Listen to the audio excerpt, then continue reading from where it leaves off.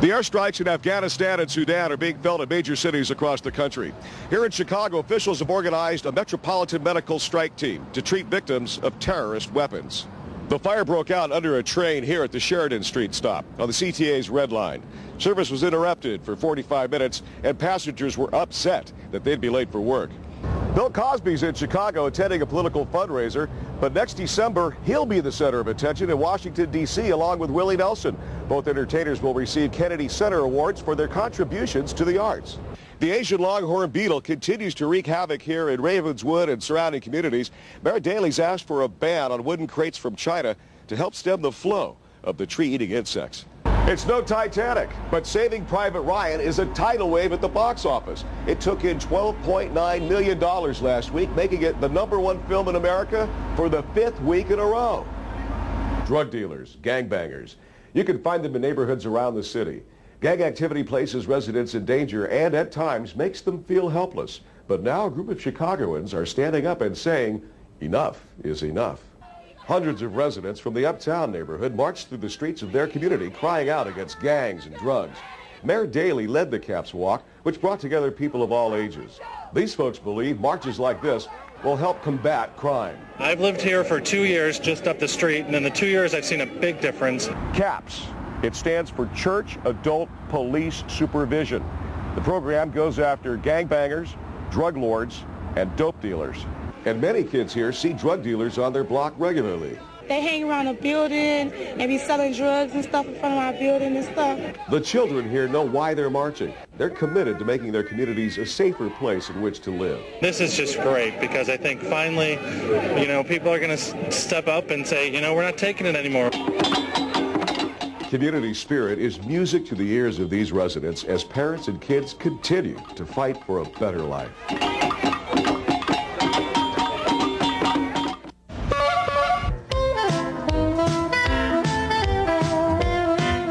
Russell Chicoine loves to spin his wheels, and he does a pretty good job for a guy who's 80. I always loved bicycles. I loved them. I thought if I ever get any money, I'll buy every one I find. Know what?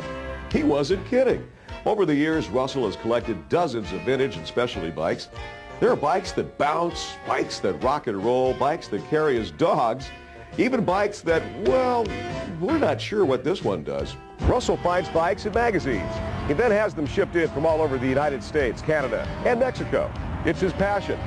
Okay, so the big question is, why?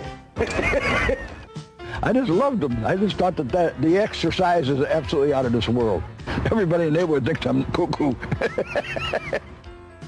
Russell's daughter, Michelle, wasn't always comfortable with her dad's little hobby. When I was young, we used to say that's not my dad. We used to just go like, well, he doesn't belong to us. But now... I think it's great, if it's keeping him alive, apparently, so we want to do that. Everybody sits down and watches that tube, and that don't make no sense. They become old people by sitting down too long. And I never sit down. I'm always going someplace. And it's not in his car.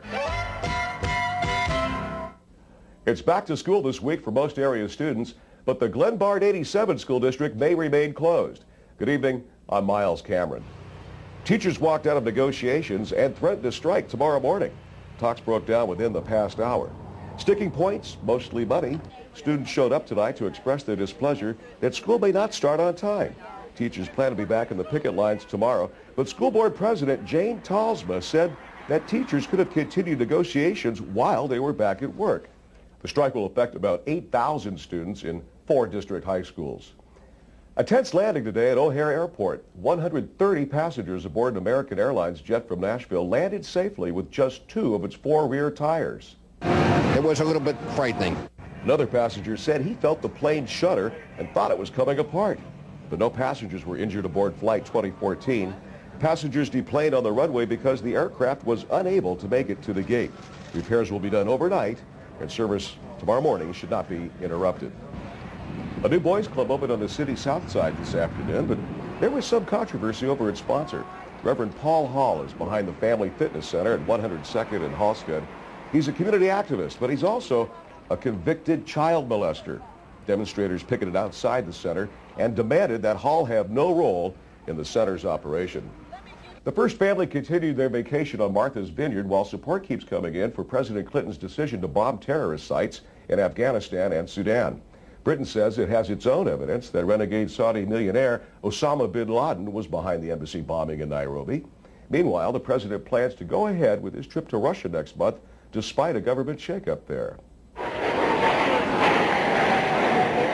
It was a record-breaking weekend for the Air and Water Show. The Blue Angels headlined the last day with this dazzling display.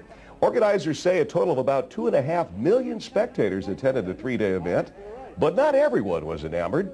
At Wrigley Field, the planes flew so low, it startled some of the players. What's next? I'm going to start dropping missiles? It was a hot day today at Wrigley Field and just as hot last night at Soldier Field for the Bears game with Buffalo.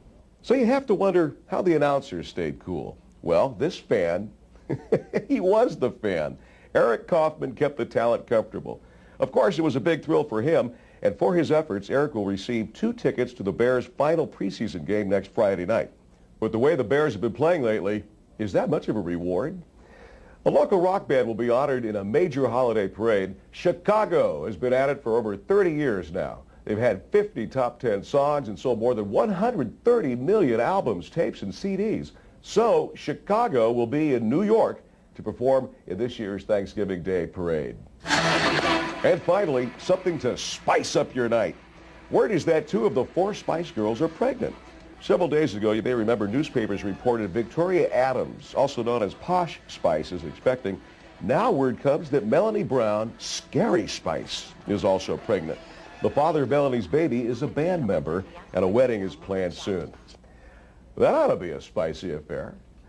I'm Myles Cameron. That's the news for this evening. Thanks for joining me. Good night.